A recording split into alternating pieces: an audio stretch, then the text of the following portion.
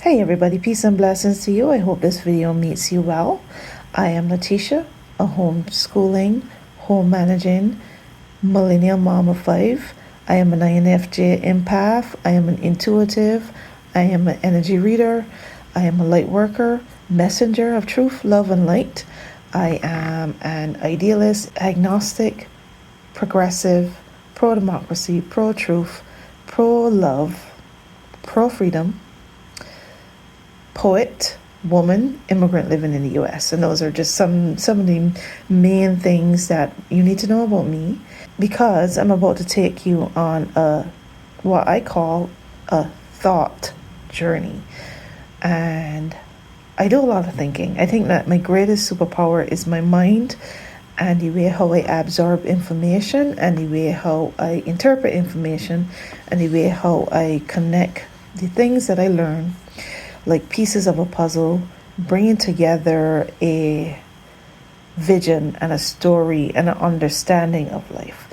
I am 42 years old at present, and I am on a journey of motherhood, being a wife, living in the US, immigrant living in the US, navigating the tumultuous, historically rhyming time of what it feels like to be an immigrant living in the US at this time.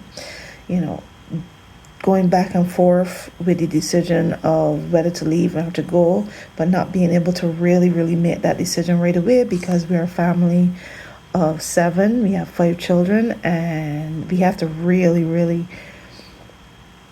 think about that decision. We're not just going to be able to do it. We're going to have to plan to do it. We're going to have to figure out where we're going to get the money to do it. We have to figure out a lot of things.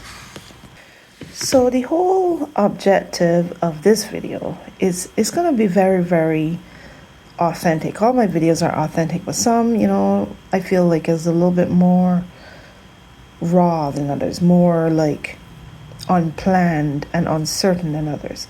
I have an idea of what I want to discuss, but I do not know in what way the things that I want to talk about, the things that I want to share in this video, I don't know in what way it's going to come out. So I'm going to ask that you be patient with me. I think that at the end of this video, you will have enjoyed the journey. I have a lot of fun things to share. I have a lot of fun things to talk about, things that are going to be positive and, like I said, authentic and, encouraging and inspiring and hopefully just, enlightening in some way. Now, the title of this video is going to be How I Survived January 2025. Because I know that January was tough, December was tough, and November was tough. And it just kept getting harder and harder, crazier and crazier, louder and louder, scarier and scarier. I know what you are feeling. I know what you're feeling, because I feel it too. I'm tempted to lean into the dark energy. I'm tempted to lean into the fears. I'm tempted, or was tempted, to lean into the fears, lean into the despair, lean into the hopelessness. But I have chosen not to do that. And I know for a lot of people that is easier said than done. It has always been easier for me to lean into positive energy. It's always been easier for me to be like a lightning bug, or be like any bug, any creature that is attracted to the light. I consider the sunflower my spirit flower, if that's a thing, because of the energy of the sunflower. The sunflower stands tall, and it offers nourishment, and it offers so many things. It has so many things that the creatures of nature could be nourished by and taken care of by, and it faces the sun. It stands tall and it faces the sun. And I've written poems about, the sunflower, and I've loved the sunflower, and I've grown the sunflower every year for a long time, except last year. You know, for for many, many years, I grow sunflowers every summer, and I've loved the sunflower. So I feel as though I feel connected to the sunflower. I feel as though the sunflower is my spirit flower. My platform is Letitia Learns Life. And why I've chosen Letitia Learns Life as my platform is because what I do is I use my own personal experiences as a case study of living the best life possible with the cards that you have been dealt. And to be honest with you, I have been a very fortunate person. I have been dealt good cards, really good cards. I haven't had any health issues, any major health issues for a long time in my life. I haven't experienced horrible, horrible things. I only started to experience some really, really tough things in my 30s when I lost one of my children. I lost a baby, and I didn't just lose the baby, but I had a terrible pregnancy. It was a very tough pregnancy where we had to go to the hospital a lot. So I had the knowledge that it was a possibility I was going to lose that child for months, And I lost him at 5 days old. And then the next hard thing was when my father died. He died in 2021. And then there were some times in my life where I stepped up and I tried to do a hard thing. I tried to go after something big, and I didn't successfully get it. I wanted it, but I didn't get it. But I had an experience, an amazing experience fighting for that thing. But during that season, I experienced pain and loss and tears and grief. Sometimes the grief was even harder than the grief of when I lost my child. It was painful grief, and I never had experienced that kind of grief. And over the last 10 years, or maybe longer, I've experienced adulthood and maturity and life maturing me in such a way with experiences that I've never had before. And it's brought me to this point. It has brought me to this point, and honestly, I'm not where I want to be in terms of life success, in terms of the success of achieving the dreams that I had, which I don't know what they are anymore because I've been through so much that now I don't know what the dreams are. Now there's a calling that I feel on my life, but they aren't dreams anymore. It's just a calling that I'm working towards every day. Not knowing or having a clue where it's taking me. No particular image of a future I want anymore. The experiences that I've experienced in the last 8 years of what I've witnessed of the world and the best and the worst of us, and my own personal experiences have led me to the point where I do not create images of the future in my head anymore. I create images of the present, of who I want to be today. I have learned to live in today. I've learned to not worry about tomorrow, not put expectations or conditions or timelines or, anything, but just get through the day, stay grounded in the present. I've learned that, because I used to be a daydreamer. I used to be a dreamer, not a daydreamer, dreamer, and I had big dreams and big hopes and big goals. And then I started to realize, as I started to mature through the tough experiences that I had, I started to realize that big dreams is hard work. It is a climb. It is a daily climb. It is working towards it. It doesn't just happen. You're not owed these dreams, And I've realized that I had to work towards big dreams. So in order to work towards big dreams, I just feel like I'm going to stay in the present. Stay in the present and work towards daily victories. And let life lead me however it leads me, because I've found that the more I think about the future, the more I worry, the more I panic, the more I worry about my current decisions, because I have no idea where my current decisions are going to lead me. Where I am now, I kind of concern myself sometimes, every once in a while, of the decisions that I made in the past. I'm wondering, did I make a wrong decision somewhere? Why am I here? Why am I in this moment? Why am I on this timeline? Should I be somewhere else? And I question myself. But then I realize, again, when I dwell on past decisions and I concern myself about whether or not I should have gone left or right or a different direction, then I worry again. Then I stress again. Then I get stuck in negative emotions. So I've learned that staying in the present helps me to be happy every day. Like, live today as if it is the only day of your life, as if only today exists. Like, yesterday is gone, and the past is, and the future isn't. The future has yet to arrive. So live every day as though that's all you got. Live every moment as though that's all you got. What are you gonna do in that moment?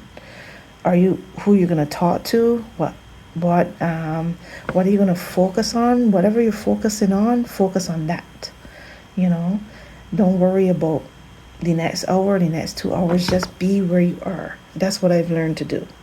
That's how I've learned to survive January and all the months that have passed. The last 3 months have been the toughest. It's been a roller coaster of emotions, up and down. Fears knocking at the door.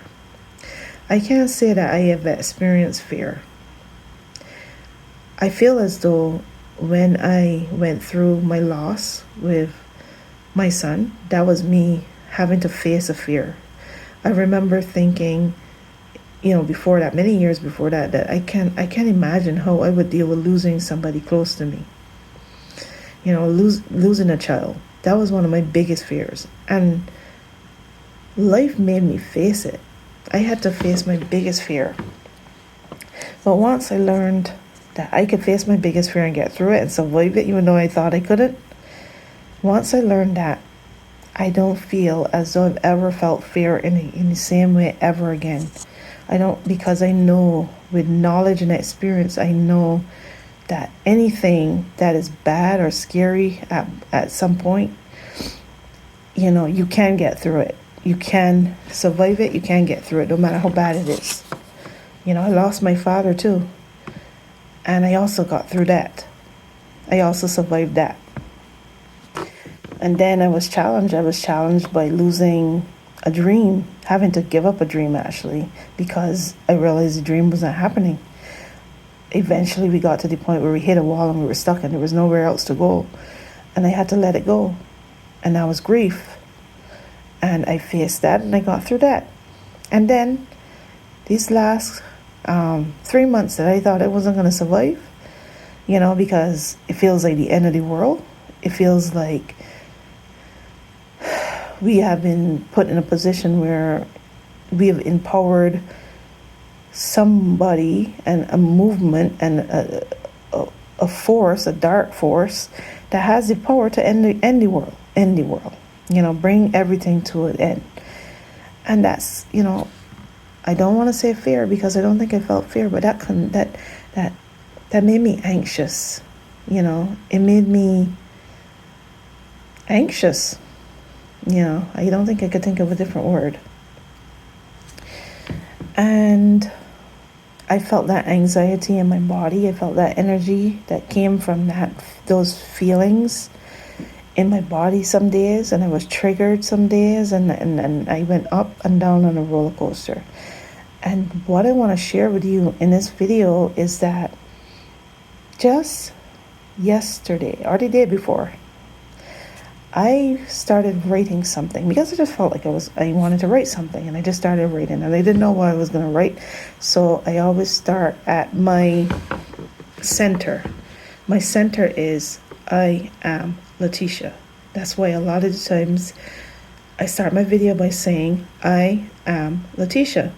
And then after I say I am Letitia, I say the parts of myself that I know about, who I know I am, my personality traits, what makes me me. I talk about that. And then from there, the words come, the words come. So hold on a second. So I had no idea what I was going to write. I just knew I wanted to write something. I didn't know what it was going to be called. I didn't know what it was going to be about, but I wrote, I am Letitia. And by the time, like somewhere coming on to the end of it, I had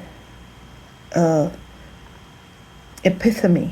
I had an epiphany, and something, a Bible verse that I learned when I was young, I had to memorize when I was a kid, came to me and it came alive in my head. So I want to share what I wrote. I'm going to be posting that on Substack. I don't know which is going to come first, this video or the Substack. But I want to share what I wrote. And I want to also ask, since I mentioned Substack, I want to ask that you follow my Substack. So I have the link tree in the link attached to this account, in the links attached to this account. I don't know if I could put links in the description. I'll check and see, but I'm now exploring and understanding YouTube. But if I can't, my link tree is in the links attached to my profile on this account, and I would ask that you follow me on Substack and help me to build the platform that I'm trying to build. Because I do have a vision of wanting to make the world a better place, starting with my core, starting with my foundation, which is I am Letitia.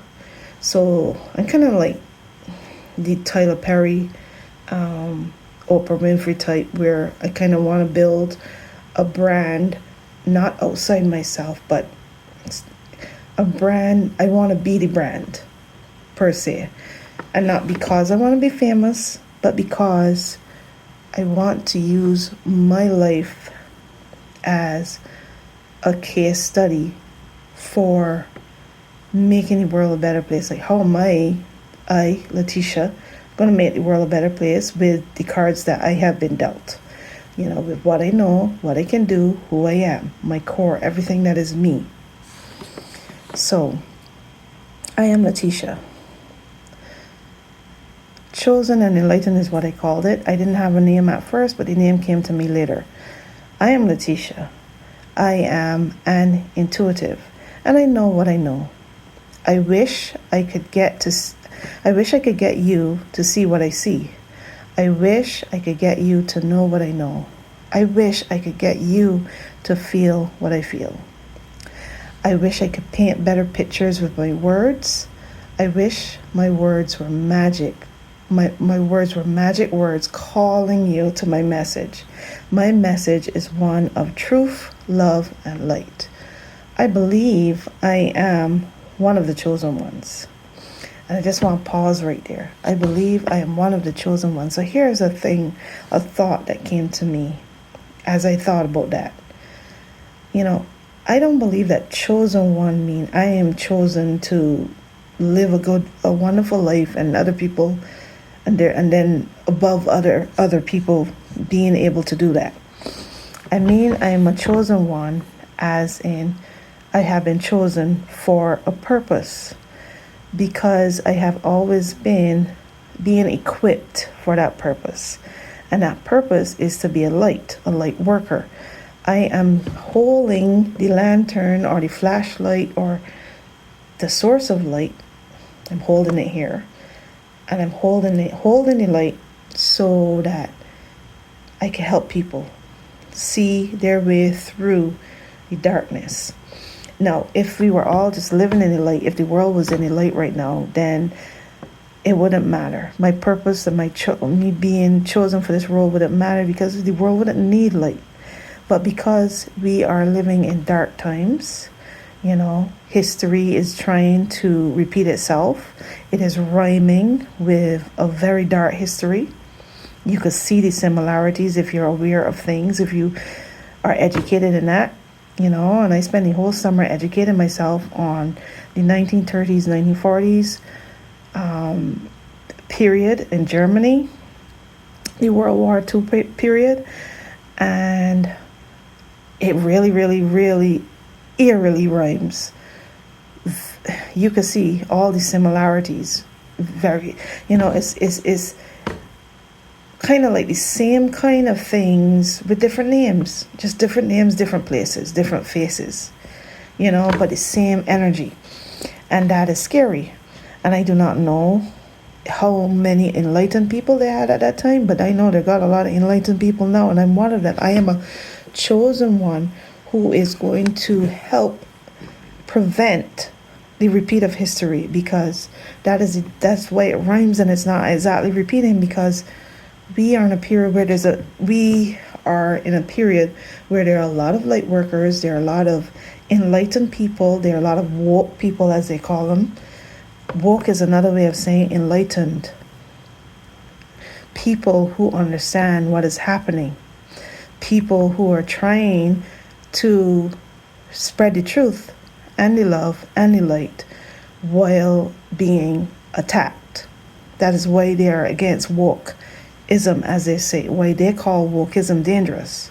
Because what their goal is to lie and deceive and control.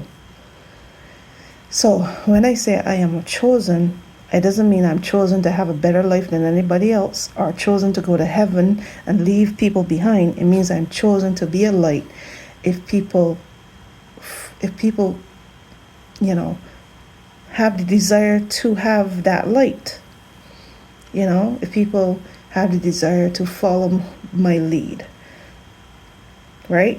To follow the message that I offer. I believe that I receive spiritual downloads. I believe that my thoughts and the things that come to me are messages that are meant to be shared with people who will hear it. So let me get back to what I was writing. My message is one of truth, love, and light. I believe I am one of the chosen ones, chosen to light the way, revealing a path, delivering a message of hope. I see things daily. I feel things. I see the light. It shoots out from my soul and it protects me. I see the light, like think about the Care Bears shooting out of my soul and just protecting me like that. And for some reason, I don't see anybody else in that orb of protection because, and here's the reason why, because I think that people are protected by their own light. I think that each person has their own capabilities of covering themselves in that light.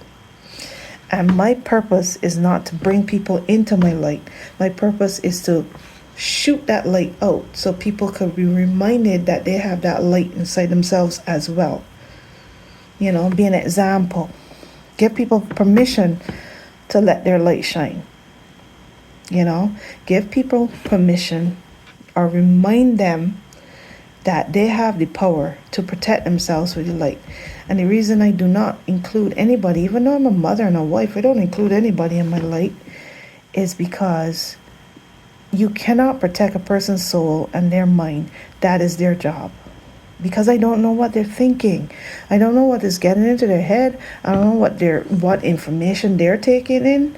I don't know what my daughters, what anybody that I love is having access to that I am unaware of. So it cannot be my responsibility to protect their mind and their soul. It has to be theirs. They have to protect their own mind and their own soul. What I'm going to do is live by an example, be a light, and speak my truth, speak my authenticity and what I know, and hope that inspires other people to do what they need to do to protect their light and to hold their light and let it come out and protect their energy and their space and their mind and their body and their soul. I believe me and my loved ones are protected. I'm not afraid of the naked emperor and his empty vessels. And then I write, and then I stop there. And as I wrote that part, that is when the verse came to my head, the actual words in the verse. So I write, this verse came to the surface while writing this text, and then I realized I'm living it. Psalm 23. So let me go to Psalm 23.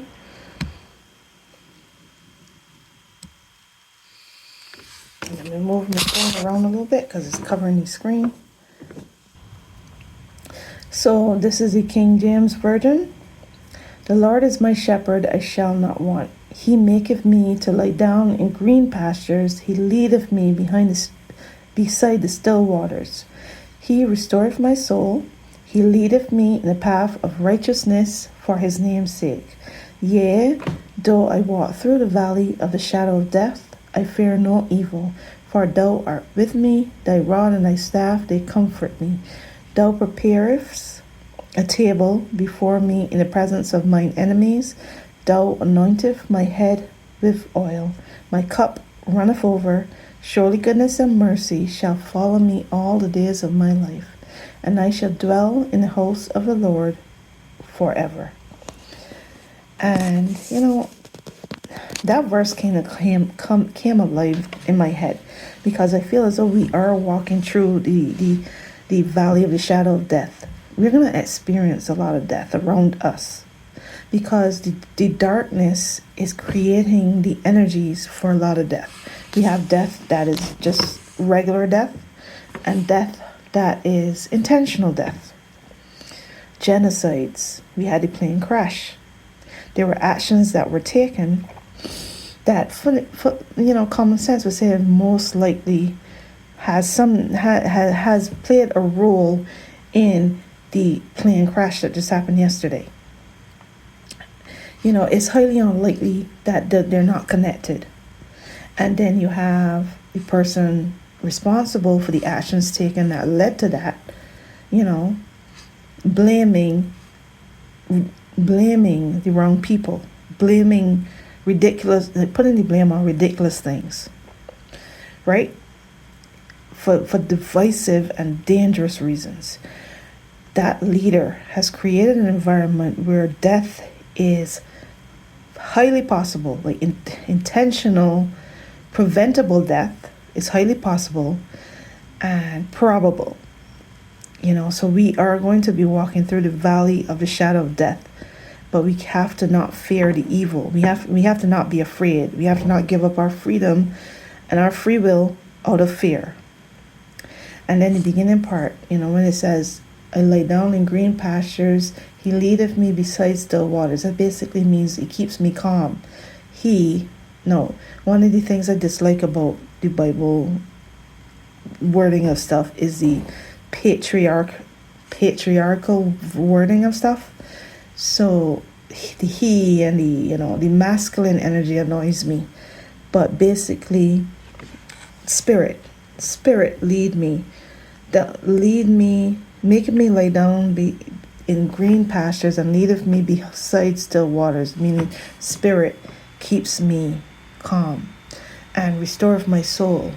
I feel like that's what happened. I called my friend at that point when I got that epiphany. I called my friend and I said, I feel so enlightened right now, because I just realized that I crossed the threshold of no longer being triggered. I'm not triggered by these people anymore. I'm not triggered by anything that they do, no matter how bad it is. And I know it could get really, really bad, which I already knew it was coming. That's why I tried to prevent it in every way possible that I could think of. I tried to warn people, and I tried to teach and educate, and I tried to do whatever I could, And then I realized that I did my best, and now I have to leave the rest to the collective, all of us. It has to be collective free will. We have to have enough collective energy and determination to push back the dark. It can't be me alone.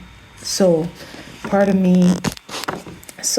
felt like that is why we're having the FAFO experience. FAFO, look up FAFO, FAFO, if you don't know what it is. This experience of seeing bad things, experiencing bad things, and having bad things happen. Because there was plenty of opportunity for, people to make different choices and push back and all that. But they didn't. So now here we are.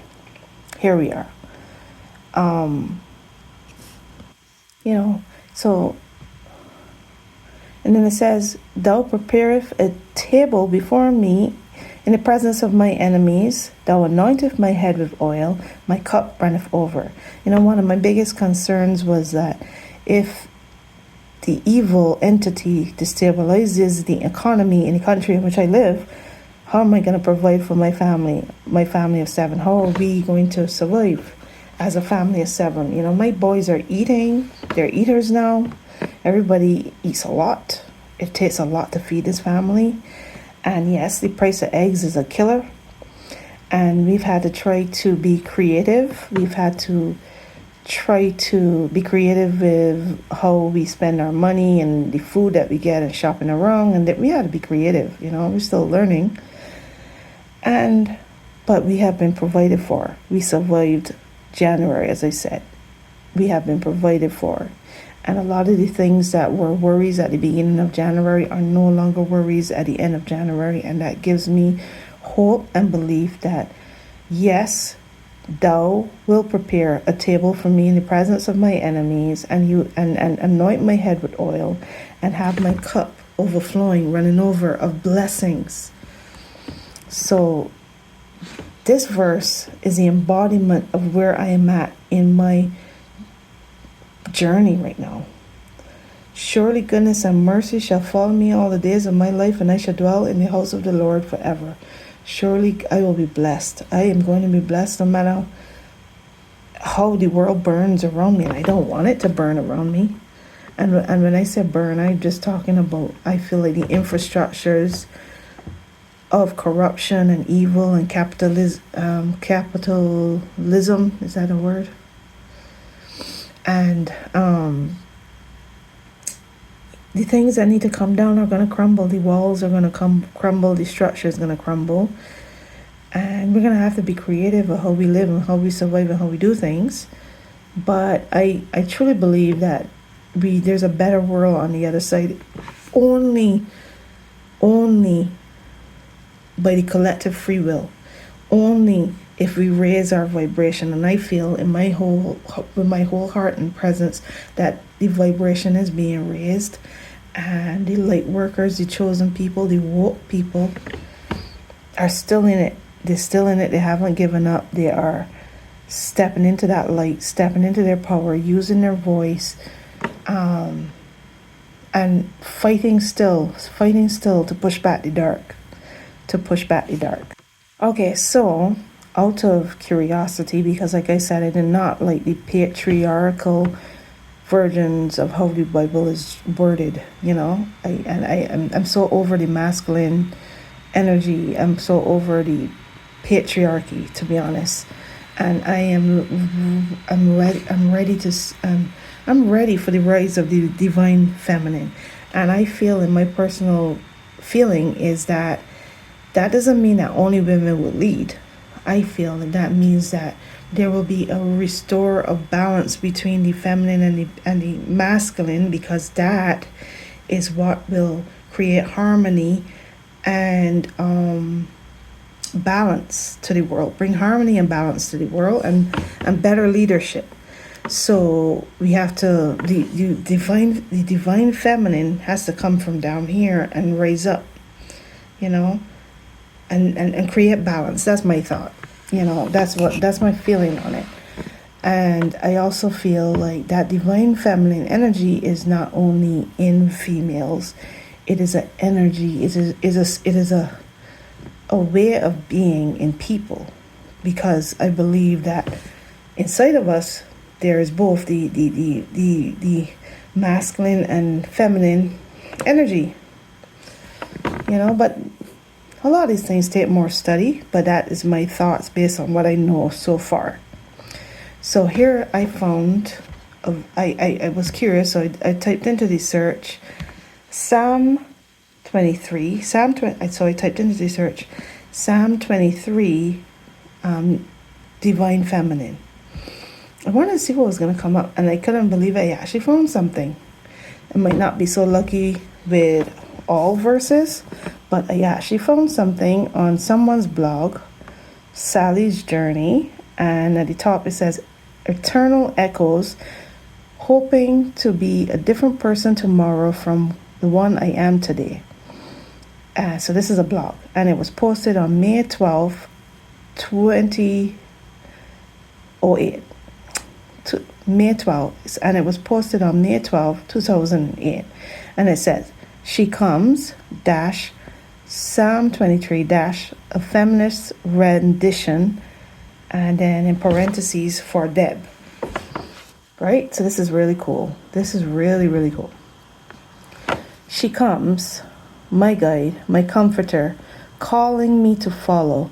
She leads me to restful oasis of calm, places of refreshment and restoration. She accompanies me on life's dark paths, encouraging me, rebuking and challenging my ways, equipping me with strength through the hard times. She is with me, and I am not afraid. I attend her banquet. Her table is laden with good things, with choice fruits and wine. And in the presence of my oppressors, I am satisfied. Her goodness and mercy are mine, and I will dwell in her courts forever. Oh my God, that is so beautiful. So beautiful. I love it. I absolutely love it. Like I said, I'm just like really ready to see the rise of the in a bigger way, on a larger scale, although I'm seeing it already, the rise of the divine feminine, you know. So I'm going to close this video here, you know, just to end it by saying I survived January by allowing myself to experience the dark night of the soul, as I would hear spiritual leaders say, the shadows, the days and nights where I was triggered and the emotional energy would be in my body, and you know, it would be so intense, and then I would get through it. I would go to sleep, and I would get through it and wake up the next day, and the next day was always way better, like the complete opposite. And I went through it, up and down, went through it, up and down like a roller coaster. And for some reason now, I just feel like I've passed, like I said, past the threshold of being triggered, because I allowed myself to go through it. So I went through that roller coaster. And, you know, I have no idea what February has for us. I have no idea if it's going to be crazy, if it's going to continue on this trajectory, but even worse. All I could say to people is do your shadow work, as people would say. This is not words I'm accustomed using. I hear other people say, do your shadow work, meaning go through the bad stuff. Know that you can make it. Allow it to happen. Rest if you need to. Take a nap. Sleep through it if you need to. Process. Go through the bad stuff, and then get some rest. Wake up the next day and move into a new day. Live into a new day. You know, use that renewed energy to spark joy. Other ways in which I survived January was to not be on Instagram, because like I said, I'm a former Instagrammer, so I deleted my Instagram and Facebook and all that, so I don't have those on my phone. And I can tell you, I energetically feel the difference, and I started to focus my energy in other places. I have not clicked on mainstream media in any way, form, or fashion. I get my news from people that will filter it for me and share a little something here or there. You know, I get my news, and I know enough. I know enough. Trust me, I'm very informed, and I know enough. But I also try to focus on the important truths. Focus on the important truths, and not try too much to just follow every rabbit hole of horror, because that is the intention.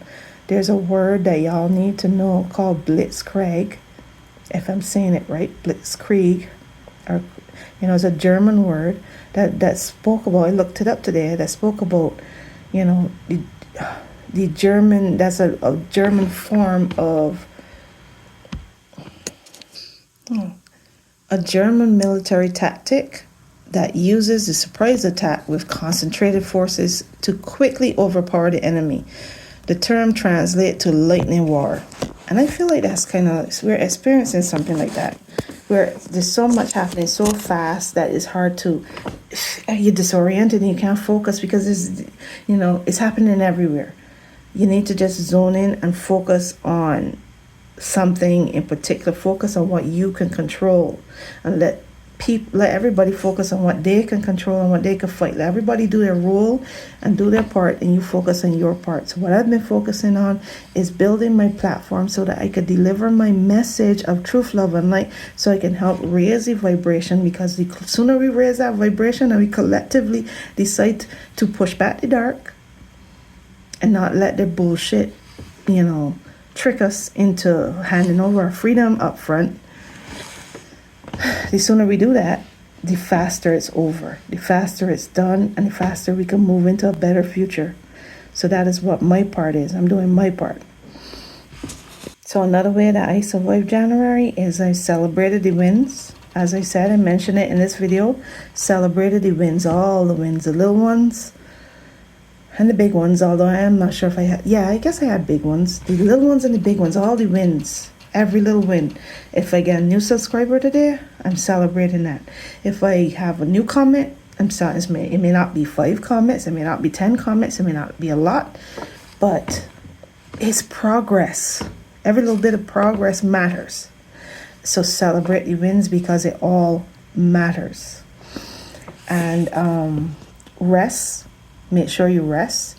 Like I said, on the hardest days, I try to get some sleep.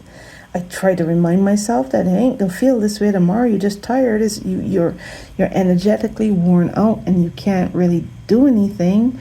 Disconnect, rest, release, let go, and get some sleep. And because you gotta realize that worrying about it ain't gonna change anything. If you can't change it, then don't worry about it. And even if you could change it and you are exhausted, you can't come up with a good plan. So get some rest and come up with a good plan tomorrow. Sometimes you need to take time to process things before you react.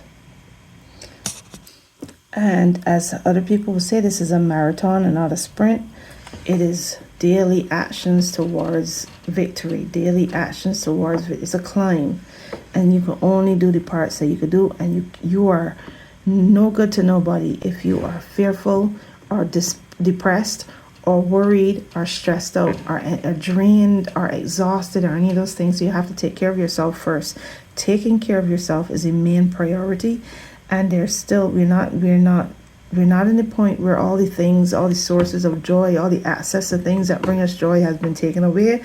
So access the things that bring joy, the books, the movies, the TV shows, nature, going to the park, whatever brings you joy. Access the things that bring you joy that's still here. Look to the sky. I look up at the sky and I look at the moon and the stars and I say, okay, the moon and the stars are still here. The sky is not falling. Ground yourself in where you are and look up and realize the sky is not falling, and the earth isn't shaking. And if you happen to be somewhere where the earth is shaking, just hold on tight and hopefully it will stop. It would eventually stop. Hold on tight and put yourself in a safe place, But if you are not in immediate danger, then don't try to bring the danger feeling, the fight or flight energy to you and create that danger. Look up or look down or ground yourself in something that makes you happy.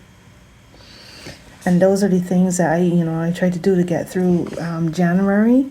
I tried not to worry about anything that wasn't working out, because I reminded myself that I've been here before.